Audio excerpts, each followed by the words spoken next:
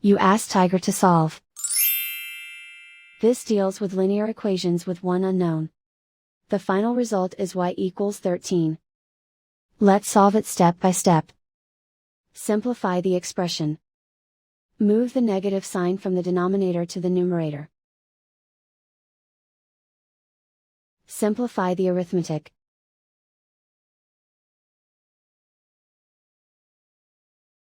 Convert the integer into a fraction.